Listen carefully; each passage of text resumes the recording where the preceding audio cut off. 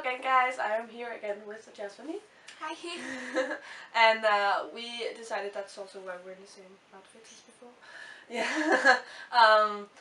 We decided to make a tag as well, just because we thought that would be really fun. So we are gonna do the coffee book tag that was created by BangadyBangz.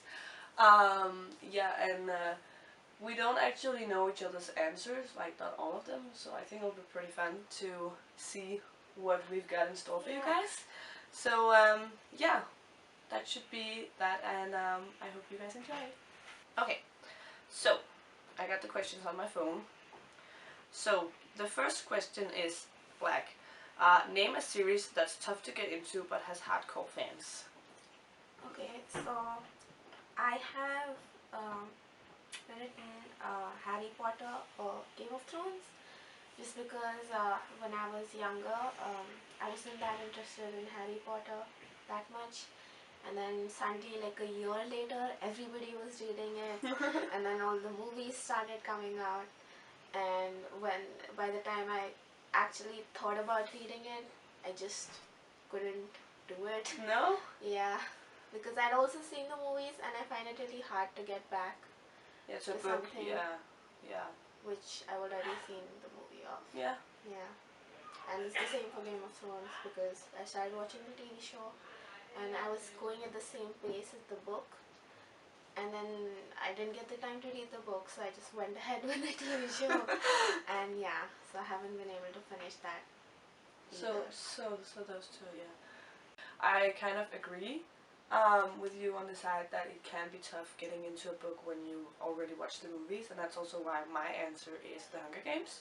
Because I started the first book, and that's like 2 years ago, I think. Still haven't finished it, because I just can't. I feel like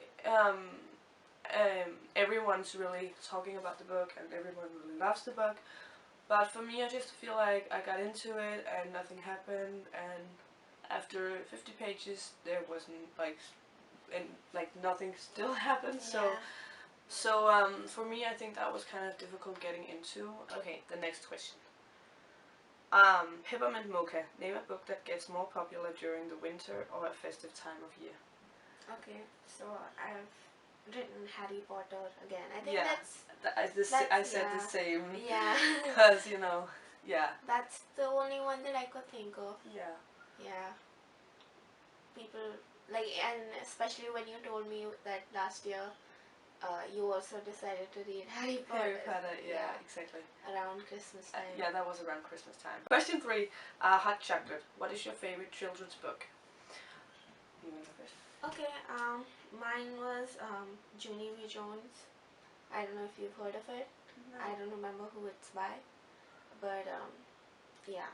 So that was one, and it was just about a girl whose name is Junie B. Jones, and her experiences. I think I don't even remember. I just remember it used to be one of my favorite books. Like it was a series of books. Yeah. So there were like lots of books. So I was just like, every time I went to the library, I'd be like, okay, wait, where is it? And I just pick one I hadn't read and just read it. And otherwise, there was also Nancy Drew notebooks, which was like for younger readers. Yeah, and I got them somewhere actually. The Nancy Drew books, I got them, yeah. And yeah, so those were like really thin, and yeah, so they were short and nice. Yeah.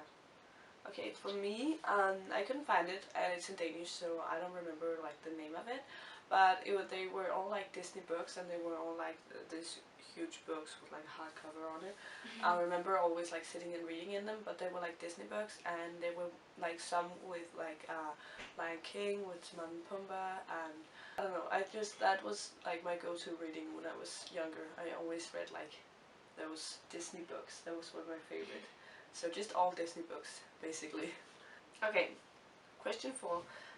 Double shot of espresso. Name a book that kept you on the edge of your seat from start to finish. For me, it was We Were Liars by E. Lockhart. And The Fifth Wave by Rick Yancey. And Gone Girl by Gillian Flynn. Yeah, I remember those 3. Yeah, this was the one question that I just kept thinking about, and then my answer just kept. Yeah. Yeah.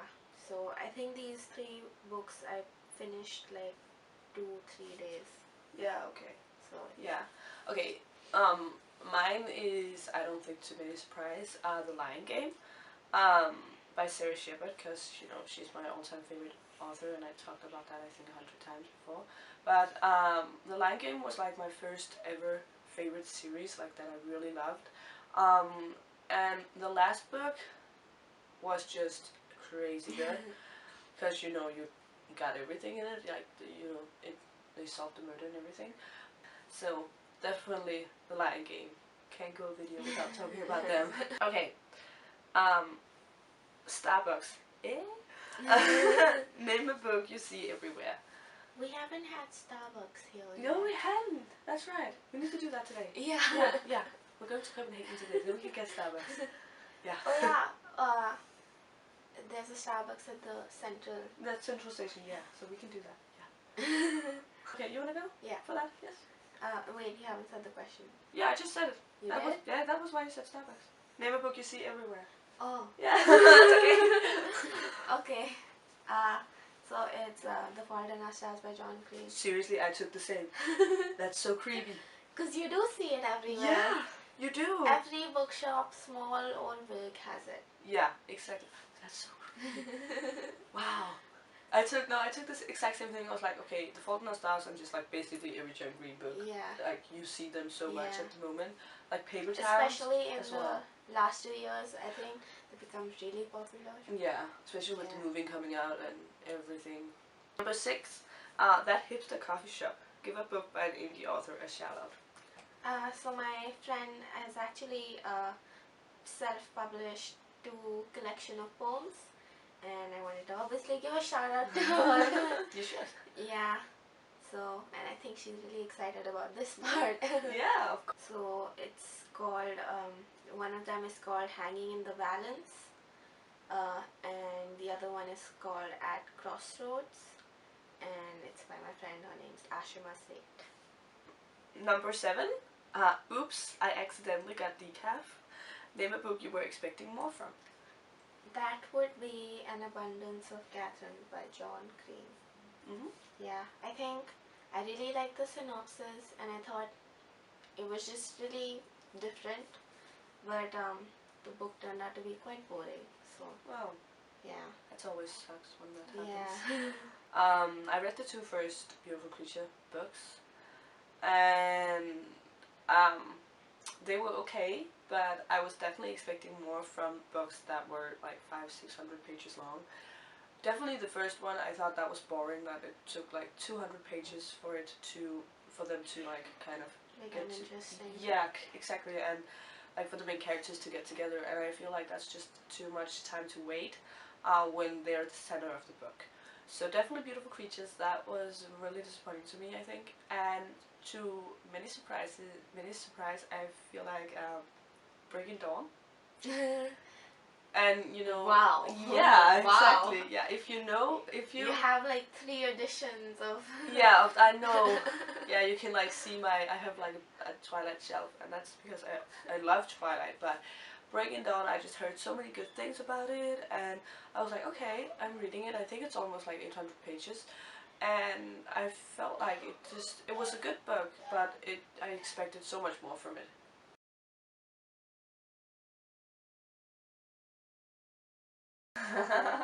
Yeah, so it was the If I Stay collection by Gail Forman. Mm-hmm. I didn't quite like the first book just because a lot of it was in the flashback, and I don't know if you know this, like the synopsis of the book. Yeah, I do. Yeah, so I felt kind of disconnected with the whole book, sort of, because the uh, protagonist kept going in flashbacks. Like the whole book was in flashbacks, and then it come back to present, and she's in the hospital. And yeah, I just didn't feel connected even when any of her family members died. No. Yeah, but then the second book was great. So that was the So that was the icebreaker. yeah. Yeah. Well, everyone's gonna be shocked when I say the Lion Game, I feel like. No, definitely that one. Because as I said, that's just my all-time favorites. So, and they just have like the perfect mixture of everything. So I feel like the private series as well by Kate Bryan. Um, so far, I haven't read all 16 of them because I think there's 16. Don't kill me if it's wrong. 16. Yeah, there's so many, but they're not that thick. They're like this. There's one. You want to see? Yeah, like yeah, yeah.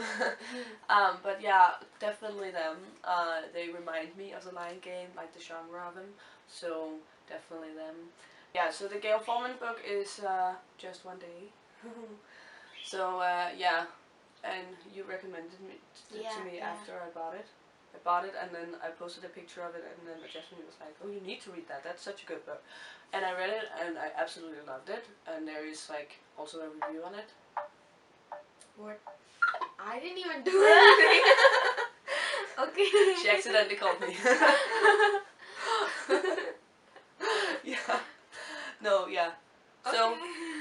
yeah, so yeah, that is the Lion Game private series and Gail Forman with Just One Day. But I think this was it. Yeah. That was the tag.